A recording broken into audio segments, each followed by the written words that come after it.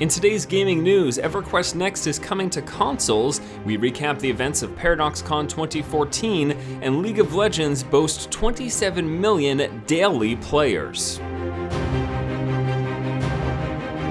Hello ladies and gentlemen, welcome back to the show. Force here with your day's gaming news. First up to date, it is now finally confirmed that Everquest Next will be coming to consoles. Last Friday during a Reddit AMA, Sony Online Entertainment's CEO John Smedley revealed that Everquest Next will be playable on the PlayStation 4. Now no news as of yet as to whether or not it'll be coming to the Xbox One, but yes, the PS4 will be getting Everquest Next. Now this was hinted at in the fall, but it was never actually confirmed, and now that we have that confirmation, I want to let you guys know, but also this tells us something about Everquest Next, specifically that it's not going to be a game with multiple hotbars and hundreds of skills available at any given time like World of Warcraft. It'll be much more like something like Diablo 3, Guild Wars 2, or The Elder Scrolls Online, where you've got a small set of skills and you can probably swap them in and out, but you won't have access to all of the skills all of the time. Now, why do we know this? Well, it's quite simple. Whenever a game, an MMO in particular,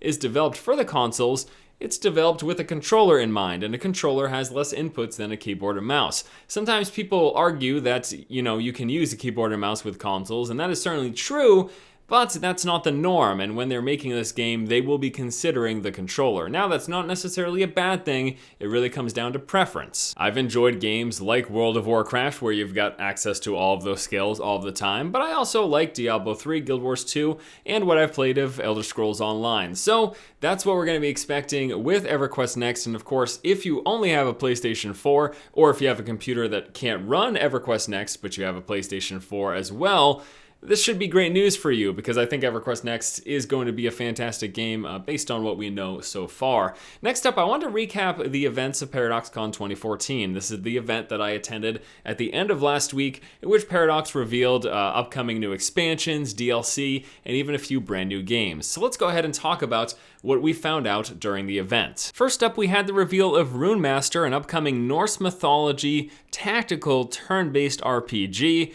This is something that I'm actually quite excited for. I put up a video specifically on it earlier in the day, so if you want to get some more details, check that out. You'll be moving around in Diablo fashion and then doing a hex turn-based combat with an army of mercenaries and people that you pick up. We also saw the reveal of Hearts of Iron 4, the introduction of dueling mode for Magicka Wizard Wars. Europa Universalis 4 will be getting an expansion, the Wealth of Nations. Some DLC is coming to Crusader Kings 2. War of the Vikings will be getting a major update in customization, and then Warlock 2 was revealed. Initially, I actually wasn't expecting much from Warlock 2 because I played the original Warlock and I didn't really like it that much. But I had a lot of fun with Warlock 2, and I'm really looking forward to eventually getting access to the game and showing you guys some gameplay.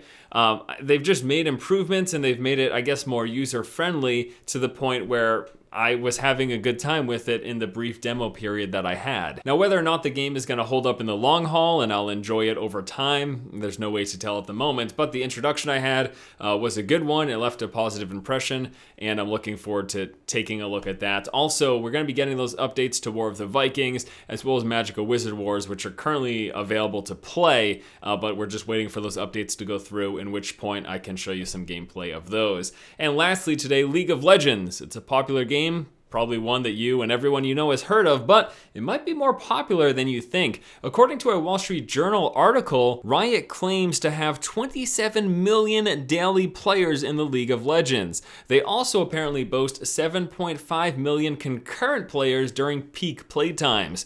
Those numbers are astronomical and frankly hard to believe, and many people may say that these are fabricated and there's no way to confirm whether or not they are.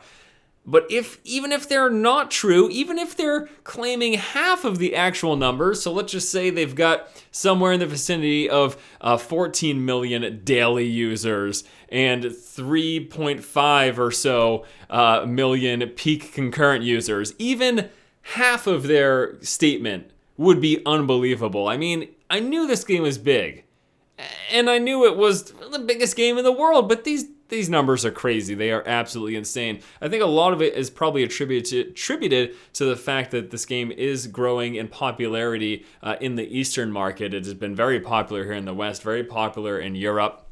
But the Eastern market is really started to run away with it, and they're aggressively pushing to enter into other markets as well with League of Legends, which will just continue to add to its growth. Now, this isn't something that can go on forever, but man, oh man, those are really crazy numbers if they are to be believed. Even if half of them are to be believed, those are pretty absurd numbers. And I'd really like to know what you guys think about this game, because it's really something. I think I played like 1 or 2 matches a few years ago, but I never really dove into it much. And every time I look at gameplay footage, it just looks so dated at this point that I have no desire to jump into it. Do you think I should? Do you think it's worth it at this point, or has that train passed? I mean, people are obviously still playing it. 27 million a day are still playing this.